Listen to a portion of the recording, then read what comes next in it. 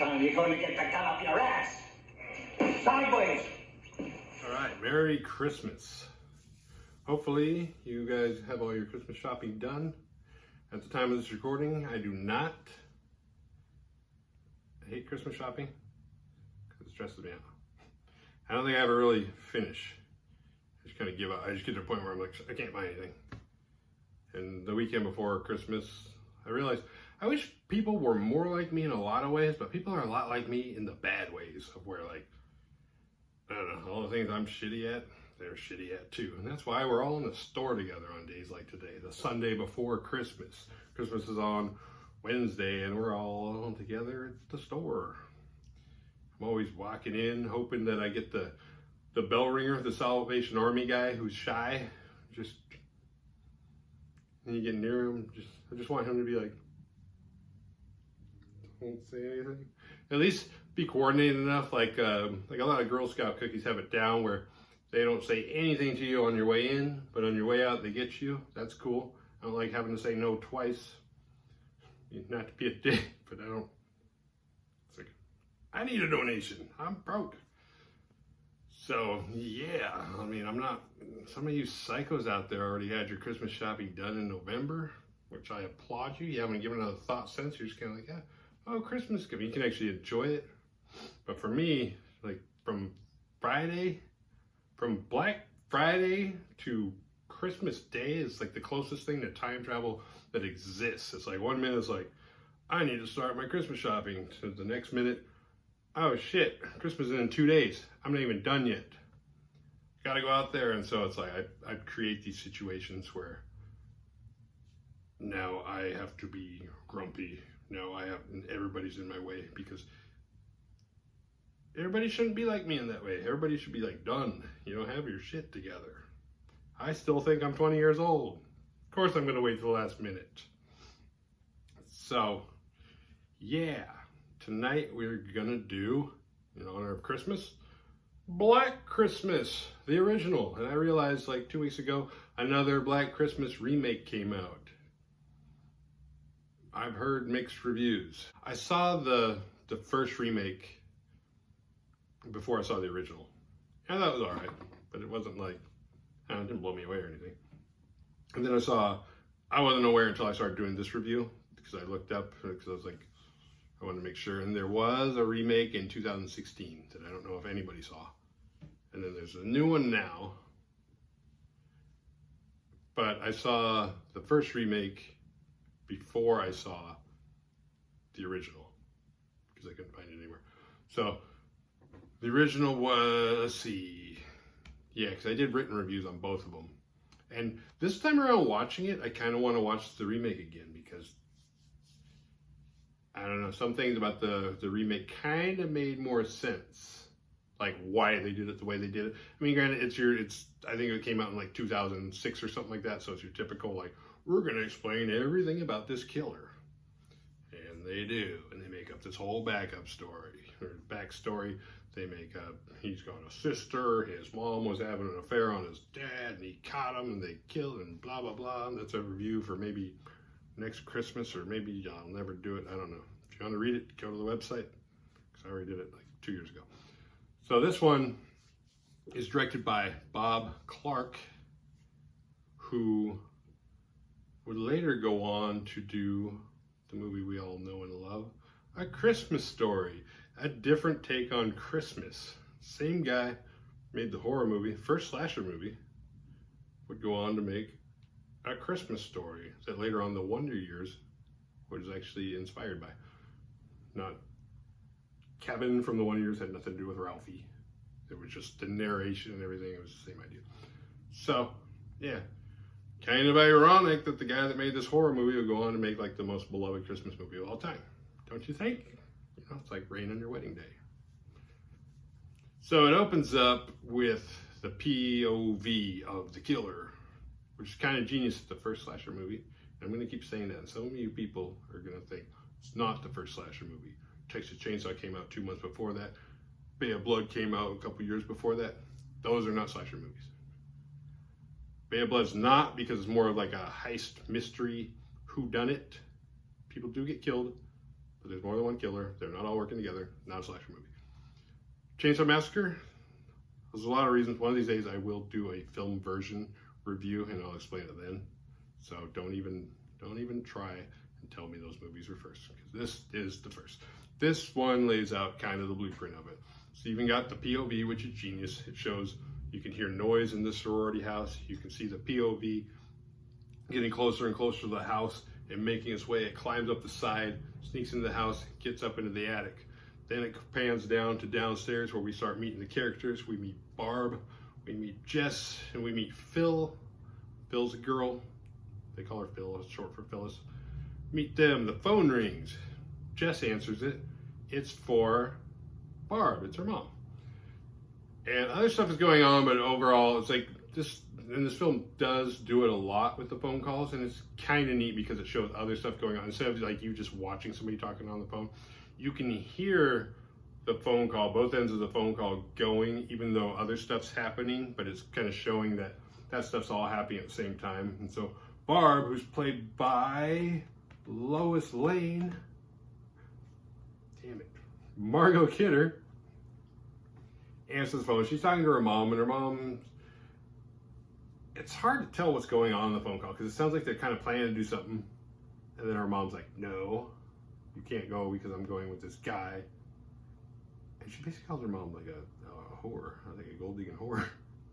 But it sounds like her mom was going on. But by the time she gets off the phone, she's like, hey, guess what, girls? We're going to go on a ski trip. The phone rings again, and it's the prank caller. It's the heavy breather. And Jess answers it. Jess is played by Olivia Hussey, is her name? The girl from Boy Meets World. Topanga's mom. And Romeo and Juliet. So, she answers the phone. It's a heavy breather. Barb takes it, tells her off, because Barb's like the rebel, like the I don't take any shit. Like all the girls in this movie are they're diverse. There's 4 main girl student characters. There's Barb, who's like the rebel, and then there's Jess, who's like kind of, well, I'll get to her in a little bit. There's Phil, who's kind of like the nerd, who's just kind of quiet and wants everything to be okay. Then we meet Claire. She's kissing her boyfriend Chris goodbye because they're like, oh, it's okay, it's late, guys out. And so they're kind of wrapping up the party. And she tells her boyfriend Chris, who is, he's from Porky's. He's the brother that keeps getting beat up in the first one by Porky and keeps going back. It's his brother, the cop, that's like, oh, I don't want my brother to keep going back there. That guy. And so they all leave, and Barb gives Claire a bad time. Oh, because she's like, who wants to go on a ski trip for Christmas? And everybody's like, yeah. And Claire's like, well, I can't because I'm going home for the holidays. And so Barb's like, whatever, and like starts talking shit to her and like calls her a virgin and stuff, because she's like the virgin. She's like in what would become like, she's what you would expect to be the final girl, except in this case she goes upstairs to pack, and while she's in there, the killer, I'm just gonna say his name now. His name's Billy. Billy's the killer. That's all we know Billy by. We don't get a backstory or anything. Billy's the killer. Billy's in the closet. She goes and takes something out of the closet. Doesn't even know he's there. She goes back over, and then he comes out and kills it. He takes like a dry cleaning bag and puts it over her head, suffocates her. Bye-bye, Claire. Everybody else, like, I don't know. They figure she's in her room. She packed, went to bed. Everybody else is downstairs. And Jess calls her boyfriend, Peter, because she has something important to talk to him about. And Peter's like, well, Jess, you know I'm busy. It's really important because he's a pianist. So he's got a big recital coming up. So he's been practicing. He's like, I haven't slept in a few days. She's like, well, I got something really important to talk to you about. He's like, well, can it wait till tomorrow? And she's like, yeah, I'll talk to you tomorrow. He's like, all right, thanks. So they get off the phone. So the den mother, Mrs. Mack, before they all go to bed, Mrs. Mack shows up. And she's like the sorority girl that never grew up. She's like the cool mom. She's like, kind of hangs out. She's always drunk, but she hides it. She's got shit stashed everywhere throughout the house. There you are.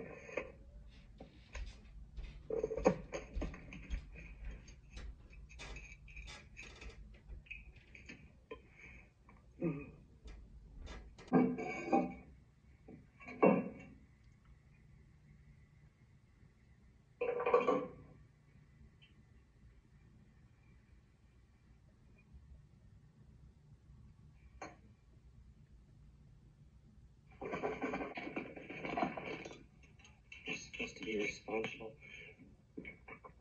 Look at the morals of every girl in this goddamn house. These broads. See? You're Rita. Gators come through the gate, but goodbye leg if you get away late. Lollies always love to pop. In the morning, we meet Claire's dad. He's out looking for her, but she's not where she's supposed to meet him, so he starts looking around. He finds his way to the sorority house, meets Mrs. Mack.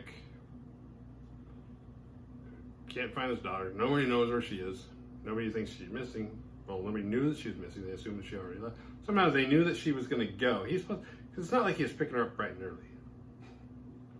He's supposed to meet. They were supposed to meet at like 1 or 1:30. It wasn't like, well, I gotta. She didn't go to bed the night before. Like, well, I gotta go to bed early, or so I can, I'm meeting my dad, and he's gonna pick me up at 6 in the morning, or even 9 o'clock in the morning. But it's like, really?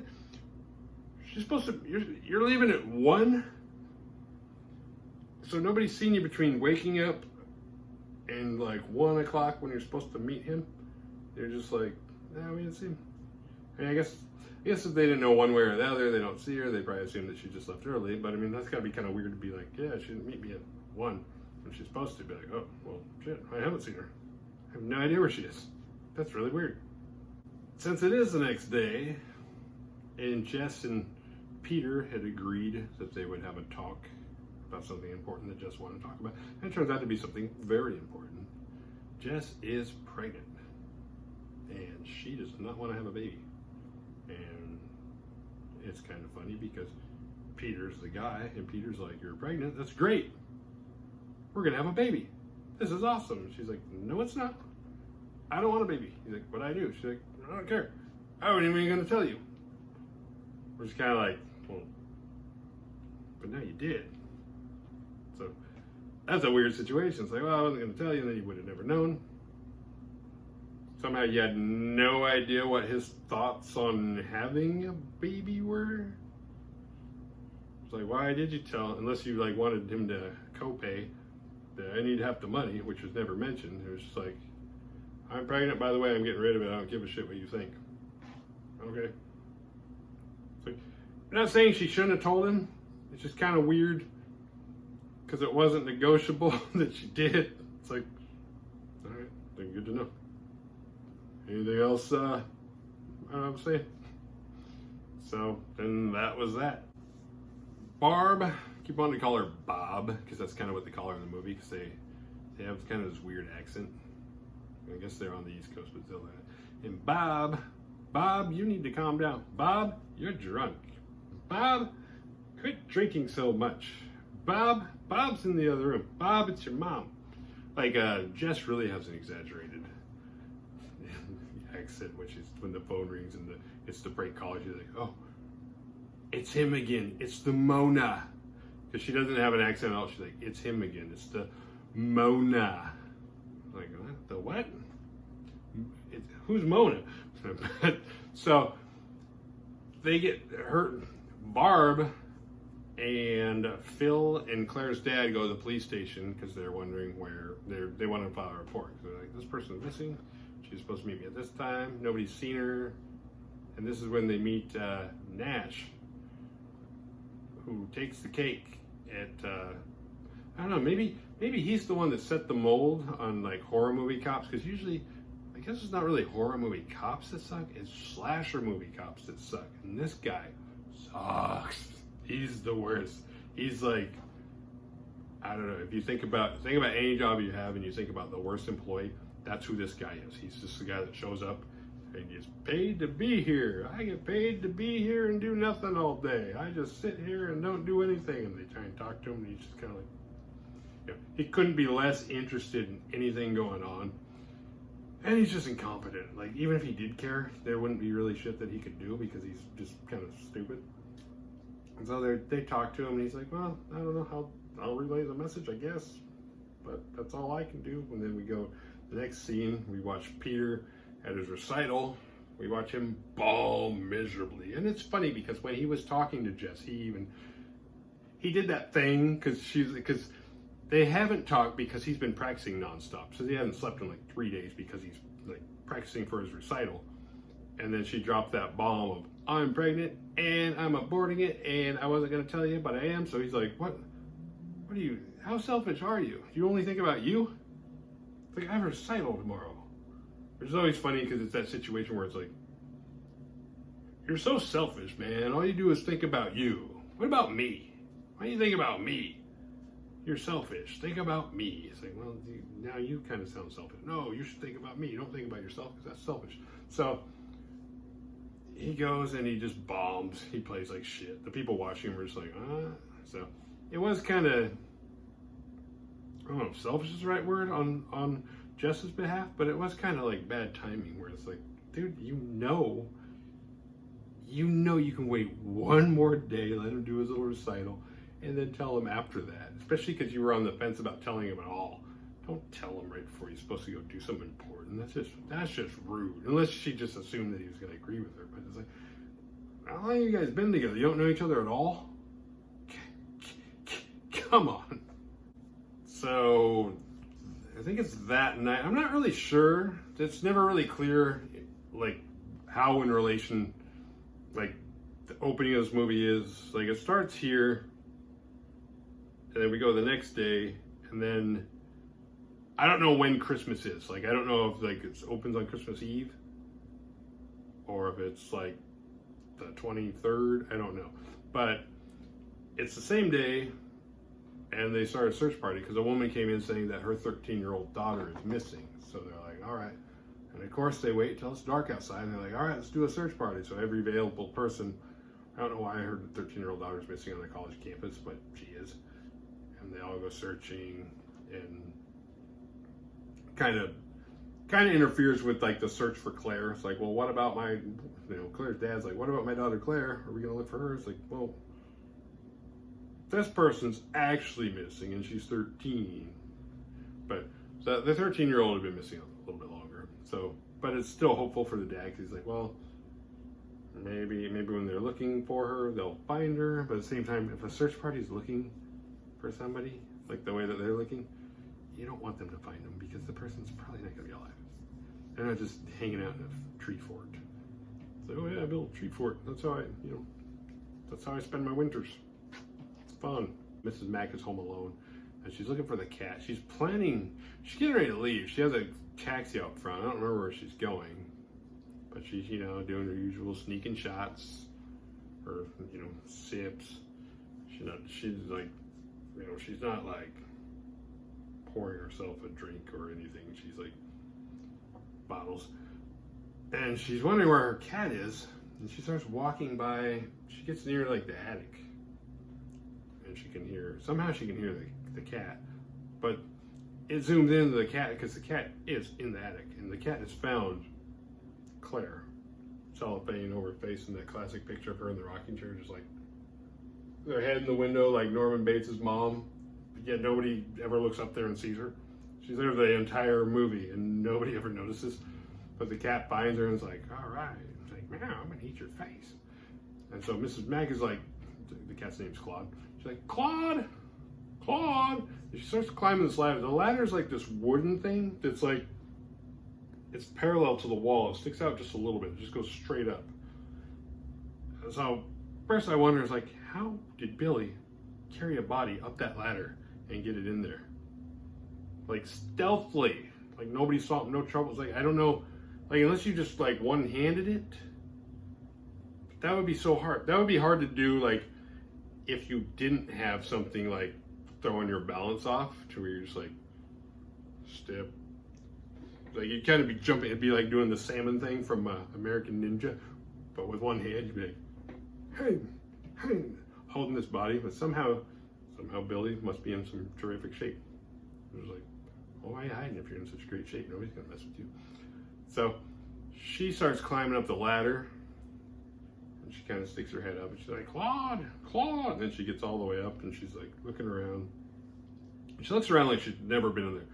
She kind of looks like she didn't even know there was an attic until she heard like the cat meow, and then she's like, where does this ladder lead to? And she's like, oh, there's our room up there. And she goes up there, and she's like, how did you get up there? Which is a good question. How did that cat get up there?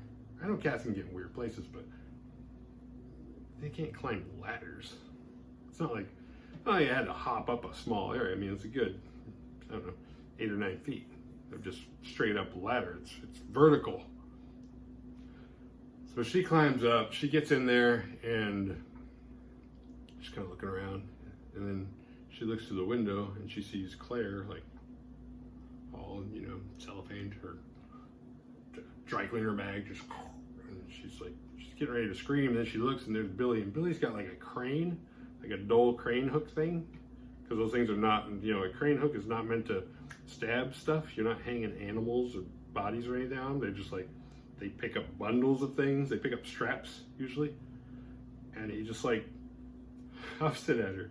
Actually, I don't think she was all the way up. She was almost up. That's right. She was at the top. She's like looking around, and somehow he throws it hard enough. It punctures like into her sternum, hooks in, and then he like turns it on or something, because it yanks her off the ladder into there. Like, you see her, it shows like her leg view, and you see her body just go up the stairs. And I'm like, why is there a crane in this attic? Because anything you need a crane for, if you tried to lift it, that roof would just go, it would just collapse. Anything, you don't need a crane in your attic. That's just weird. I mean, but it works. It got rid of old Mrs. Mac. Jess gets back to the house and gets another obscene phone call. And then there's the POV stalks her. But it turns out it's just Peter. Peter wants to talk. Peter's upset. He finds out he has no say in having a baby or not. Then he blows his recital. Then he, afterwards, as a reaction to messing up his recital, he destroys his piano. And now he's back and he just wants to talk to Jess. He wants to try and talk sense to her. And he's like, hey, look, I'm quitting the conservatory. He like wants to quit all that. He's like, I'm tired of being in a room with a bunch of other guys, waiting in line to take baths. I'm done. Because he knows he blew. He's probably already also thinking like, I blew that, so it's gonna take so long to get another chance. And he's like, I just want to be dead. I want us to get married. We can have this kid. And she's like, oh. She's like, when we met, we both had dreams. It's like, I'm not changing my dreams just because you're changing your mind.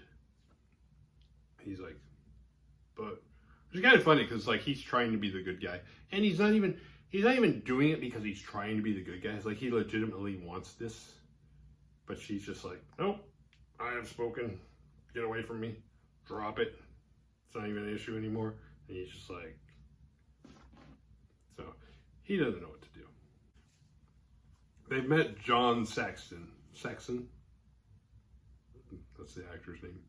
That's Lieutenant Fuller. He also plays the dad on Nightmare on Elm Street. He's also in Enter the Dragon. He bites his way out of an armbar. It's pretty hilarious. But Saxon's on the case. He's a cop and he's competent. So he's going to make things happen. They're going to wiretap the phone. They just need Jess to keep the person on the phone long enough so they get, so they can find out who it is. Which is weird because when you're listening, when the calls come, it sounds like, because you're watching the movie and like the time of a movie and time in real life, it feels like she's on the phone for a long time. It's like, all right, that should be enough. It's not like he calls and he's like, hey,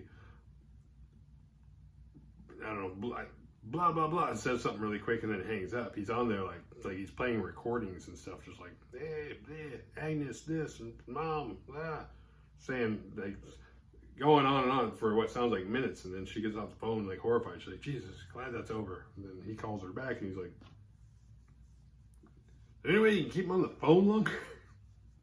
Which is funny, it's like, I didn't say a word the whole time the phone call was going. Like, he's gonna, his phone call lasts as long as he wants it to. I can't, like, it's like, oh, yeah, and then what happened? Yeah, keep talking, keep going. Oh, that sounds amazing. It's like, this guy's doing what he's doing. It has nothing to do with me, it ain't my fault. It's like, no, he can just keep calling. You guys keep trying to trace it.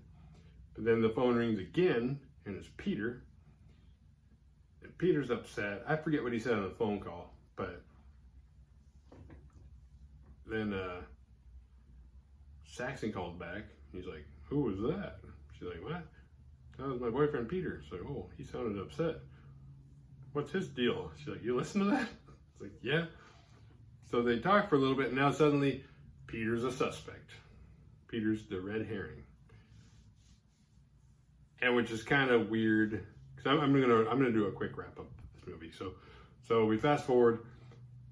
Barb gets killed. She's drunk. She goes up in her room and passes out. So Billy goes up into the room and takes her like unicorn, horn. She's got like this glass statue thing with a horn that's like this long, and he stabs her to death with that.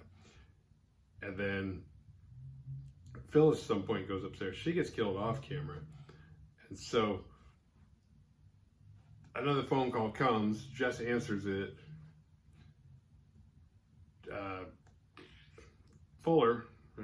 Lieutenant Fuller's in a position where he finds out from the person tracing the call that the call is coming from inside the house. This is original, I guess, the first time on screen somebody's done the, like when a stranger calls thing, where it's like, the calls are coming from inside the house. And so he's out, so he has to use his radio, because he's snooping around, because he thinks Peter's guilty. So he's snooping around, he's getting Peter's file, he's looking at Peter's broken piano, he's like, this guy did it. This guy, he's got a motive. Even though Jess has said these calls started before I told him that I was going to get an abortion, because she came clean to him about that, Lieutenant Fuller. But Fuller's like, well, he's the only lead I got. So he's looking, it's like, this guy did it. Then the phone call happens, it's tapped, so he has no choice, he's got to call Nash. He's like, Nash, I need you to call the house and just tell her, be discreet. Don't tell her the calls are coming from in the house. Just call her and tell her to hang up the phone and walk out of the house. Get her out of the house. That's all you have to do. Don't say anything else. Just leave it to Nash. I don't know why Nash is the only available person. I don't know why he has a job at all. So Nash calls up and she answers after just getting another call. She's like, hello? He's like, hello, this is Nash from the police department. And she's like, oh yeah, what is it? He's like, okay, I need you to hang up the phone and walk outside. And she's like, what? Yes, hang up the phone and walk out of the house. So far he's following directions. And she's like, but why? He's like, I need you to find, he's like, because the calls are coming from in the house, get out! And she's like, what? So she freaks out, but at the same time doesn't believe him, because she's got two friends upstairs. She doesn't know they're dead. Worst dilemma to have, and I've covered this probably in most of the videos I've done so far. Not knowing if the other people are dead or not. So now, instead of you making a break for it because you know they are dead, you have to go figure it out because you don't want to be a bitch and just leave. So she grabs a fireplace poker, whatever they're called, and she walks up the stairs and she looks around. She goes she opens up, it's probably Barb's door because Phil's on top and they're dead. And so she's like, and she goes to run out of there.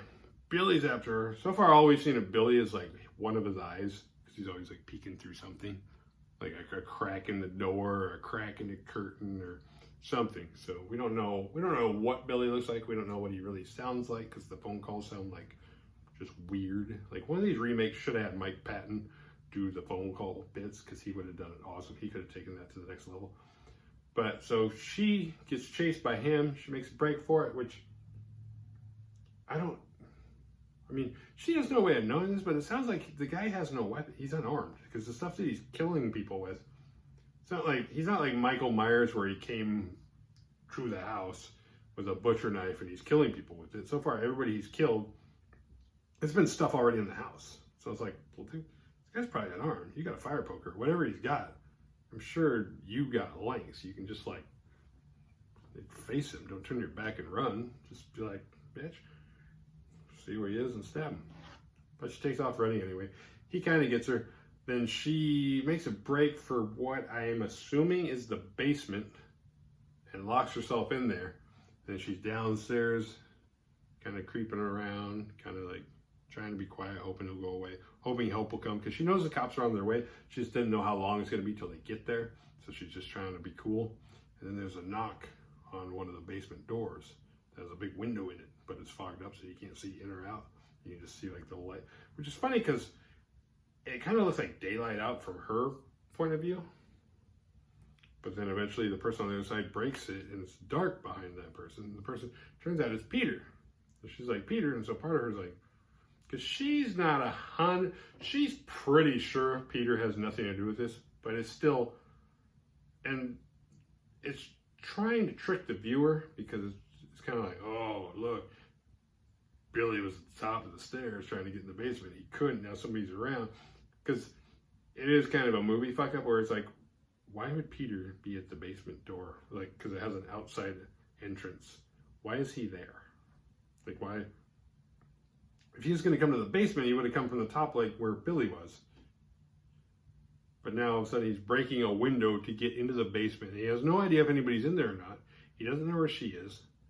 He just randomly breaks the basement window, making it look like he's breaking in to kill her.